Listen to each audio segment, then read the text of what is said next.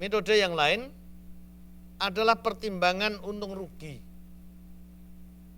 Dasar pedagang ya, pedagang yang dipikirkan tentu untungnya, nggak mau ruginya.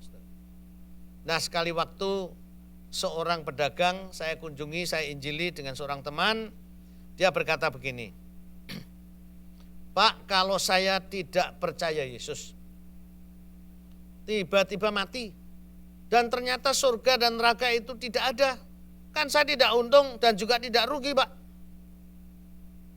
Pada waktu saya mendengar kata-kata ini, dalam roh saya berdoa, oh Tuhan, tolonglah Tuhan, balik kata-katanya, balik kata-katanya.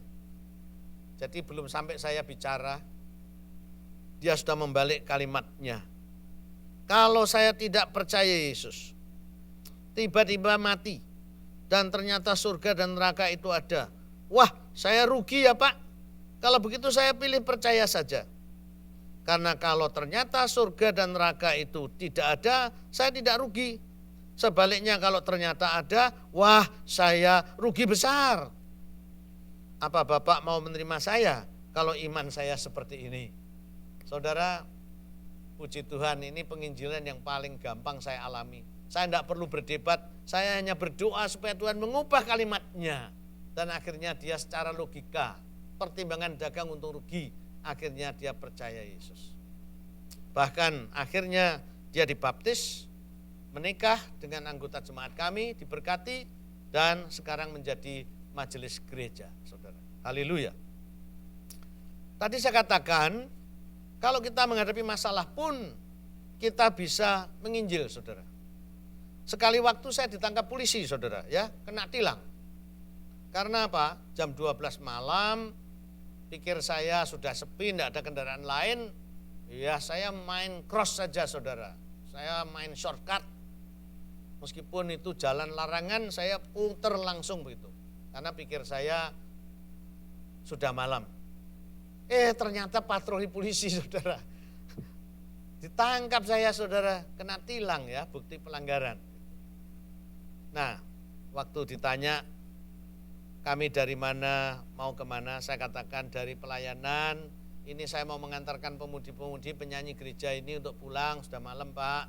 Saya pikir ya karena sudah malam, ya enggak apa-apa. Saudara, bukan soal apa-apa atau tidak, hukumnya Anda tetap salah.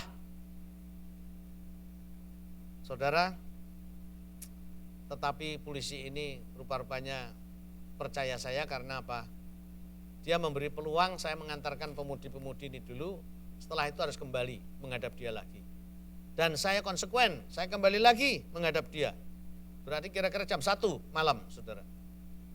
Dia mungkin respect dengan saya karena saya tidak melarikan diri. Betul, saya kembali. Dan polisi ini berkata apa? Ya sudah, Anda boleh pulang. Jadi saya dibebaskan. Tetapi melihat kemurahan hatinya, saya merasa berutang budi, saudara, kalau saya tidak menginjili dia. Kalau saya mengasihi polisi ini, saya harus menginjili dia. Maka saya katakan kepada Bapak polisi ini, Bapak polisi, saya sangat berterima kasih. Karena saya ini mestinya dihukum, bisa masuk penjara atau kena denda. Tetapi lantaran Bapak yang diberi kuasa oleh negara, mau mengampuni saya bebas. Demikian juga Bapak polisi. Sebetulnya Bapak polisi dan saya di hadapan Allah itu sama. Kita banyak pelanggaran. Mestinya Bapak polisi didenda, bahkan masuk neraka. Tetapi melalui Yesus yang diberi mandat oleh Bapa dari surga, Bapak polisi boleh diampuni dosanya dan diselamatkan. Saya hanya ngomong begitu, saudara. Ternyata dia mau menerima. Bahkan sebagai responnya dia bilang apa? Kalau gitu Pak, saya minta Injil akan saya bagikan kepada anak buah saya. Bapak minta berapa? 20 biji. Wah, kok banyak banget itu.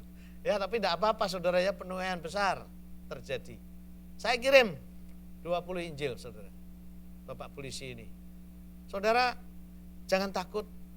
Kita selagi dalam dunia, ya, kadang-kadang kita tidak lepas dari kesulitan, masalah, tapi itu pun bisa dipakai Tuhan sebagai sarana untuk penginjilan secara praktis. Ada kesaksian lain, saudara, ya, tentang doa ini. Aku bosan berdoa buat mama. Ini mama angkat saya, saudara. Jadi keluarga atau famili saya sendiri. Jadi orang keturunan Tionghoa itu kalau ada yang cacat, sakit dan sebagainya, seringkali anak berikutnya dikuepang, ya, diserahkan kepada orang lain. Nah demikian pada waktu kakak-kakak saya ada yang keguguran, yang meninggal dunia, maka saya dikuepang, artinya diberikan kepada orang lain dan kepadanya saya memanggil mama. Tapi saya beruntung karena tidak sampai di bawah, saudara. Kalau di bawah mungkin saya jadi penjahat. Karena anak kandungnya dia sendiri menjadi penjahat besar sampai akhirnya dihukum di Nusa Kambangan. Lalu saya menginjili mama saya ini, bertahun-tahun saya menginjili. Keluarga saya yang lain juga menginjili, mama saya tidak bertobat, saudara.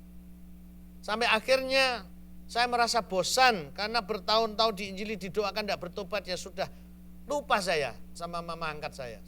Apalagi tinggalnya di luar kota. Tapi suatu hari pada waktu saya mau tidur, Tuhan bicara khusus. Doakan mamahmu, doakan mamahmu. Kaget saya. Karena saya yakin itu suara Tuhan.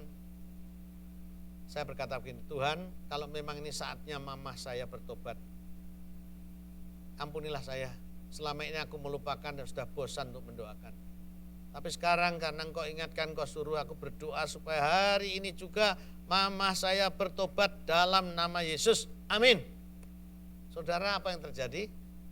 Pada waktu hari libur saya ke kotanya, dari jauh saya sudah disambut. Mama angkat saya ini, oh puji Tuhan dengan senyum yang ramah. Saya tanya, ada apa mah?